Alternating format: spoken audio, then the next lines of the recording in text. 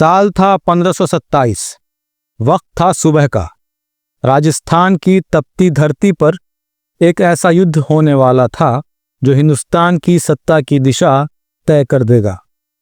बाबर, जिसने कुछ ही महीने पहले पानीपत की लड़ाई में इब्राहिम लोदी को हराकर दिल्ली पर कब्जा कर लिया था, अब एक और बड़ी चुनौती के सामने खड़ा था। ये चुनौती एक ऐसी योद्धा की थी जो सिर्फ एक राजा नहीं बल्कि एक विचार था। राणा सांगा, मेवाड़ का शेर, राजपूतों का स्वाभिमान। राणा सांगा ने केवल अपनी तलवार पर भरोसा नहीं किया बल्कि पूरे हिंदुस्तान के राजपूतों, गुजरात, मालवा और बुंदेलखंड के कई सरदारों को एकजुट कर लिया। उसकी सेना बाबर की तुलना में 4-5 गुना बड़ी थी।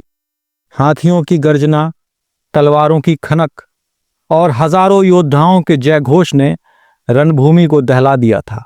बाबर के पास संख्या नहीं थी लेकिन रणनीति थी। उसने पानीपत वाली तुर्की शैली अपनाई। जमीन में खाइयां खोदी गईं, लकड़ी के बैरिकेड बनाए गए और तोपों को इस तरह तैनात किया गया कि राणा की विशाल सेना सामने आते ही बिखर जाए। युद्ध शुरू हुआ। राणा सांगा के हाथी तोपों की गड़गड़ाहट से डरकर बेकाबू हो गए। उनकी अपनी ही सेना में अफरा तफरी मच गई।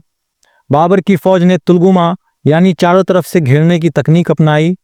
ये वही तरीका था जिसने पानीपत में इब्राहिम लोदी को हराया था। राणा सांगा खुद मैदान में डटा रहा, घाव पर घाव खाता रहा, लेकिन उसके साथी जैसे शिलादित्य और कुछ अफगान सरदार बीच युद्ध में ही बाबर का साथ दे बैठे। यह विश्वासघात निर्णायक साबित हुआ। आखिरकार राणा सांगा बेहोश हो गया।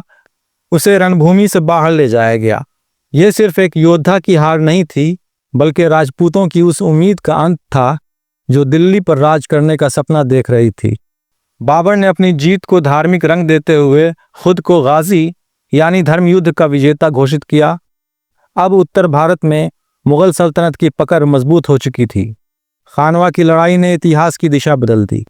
अगर राणा सांगा जीतता तो शायद दिल्ली पर एक राजपूत साम्राज्य खड़ा होता, लेकिन बाबर की तोपों, नई युद्ध तकनीकों और राजनीतिक चतुराई ने एक ऐसा रास्ता खोल दिया जिस पर आगे हुमायूं, अकबर, शाहजहां और औरंगजेब जैसे शासक चले।